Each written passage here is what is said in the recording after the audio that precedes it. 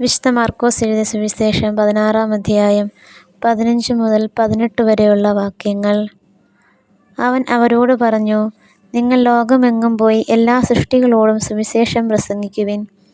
വിശ്വസിച്ച് സ്നാനം സ്വീകരിക്കുന്നവൻ രക്ഷിക്കപ്പെടും, വിശ്വസിക്കാത്തവൻ ശിക്ഷിക്കപ്പെടും. വിശ്വസിക്കുന്നവരുടെ കൂടെ ഈ അടയാളങ്ങൾ ഉണ്ടായിരിക്കും. അവർ എൻ്റെ നാമത്തിൽ പിശാചുക്കളെ ബഹിഷ്കരിക്കും, പുതിയ ഭാഷകൾ സംസാരിക്കും. അവർ സർപ്പങ്ങളെ കയ്യിലെടുക്കും, മാരകമായി എന്ത് കുടിച്ചാലും അത് അവരെ ഉപദ്രവിക്കുകയില്ല. അവർ രോഗികളുടെ മേൽ കൈകൾ വയ്ക്കും, അവർ സുഖം പ്രാപിക്കുകയും ചെയ്യും. ദൈവ തിരുനാമത്തിന് മഹത്വം ഉണ്ടായിരിക്കട്ടെ. തിരുസഭ മാതാവ് ധ്യാന വിചിന്തനത്തിനായി നൽകിയിരിക്കുന്നത് വിശുദ്ധ മാർക്കോസ് എഴുതിയ സുവിശേഷം 16-ാം അധ്യായം 15 മുതൽ 18 വരെയുള്ള വചനഭാഗമാണ്.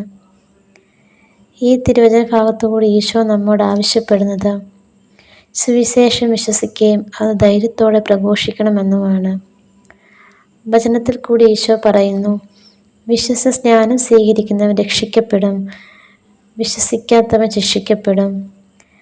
മനുഷ്യരായ നമ്മുടെ ജീവിതത്തിൽ തന്നെ നോക്കിയാൽ മനസ്സിലാകും, വിഷമങ്ങളും ബുദ്ധിമുട്ടുകളും ഉണ്ടാകുമ്പോൾ വിശ്വാസത്തിൽ ചാഞ്ചാട്ടം ഉണ്ടാകും. ഈശോയോട് നമ്മൾ മറുതലിക്കുന്നു. എന്നാൽ ഏത് പ്രതിസന്ധിയിലും ഈശോയോടുള്ള വിശ്വാസത്തിൽ നിന്ന് അടിപതറാതെ നിൽക്കുന്നവർക്ക് അടയാളങ്ങളും അത്ഭുതങ്ങളും കാണാനും അത് പ്രവർത്തിക്കുവാനും കഴിയുന്നു. മാരകമായി എന്ത് കുടിച്ചാലും അതവരെ ഉപദ്രവിക്കുകയില്ല.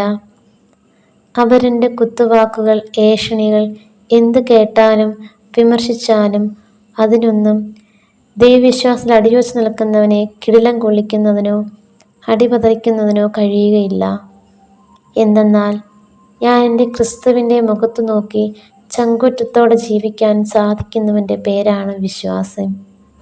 ഈ വിശ്വാസ മനോഭാവത്തോടെ ജീവിക്കുന്നവർക്ക് ഈശോ നൽകിയിരിക്കുന്ന സ്വർഗീയ സമ്മാനമാണ് മറ്റുള്ളവരുടെ വേദനകളിലും രോഗങ്ങളിലും സമാശ്വാസം നൽകുവാനും അവരുടെ വേദന എൻ്റെ വേദനയാണെന്ന് മനസ്സിലാക്കി അവരെ ഹൃദയത്തോട് ചേർത്ത് നിർത്തുവാൻ കഴിയുന്നത്.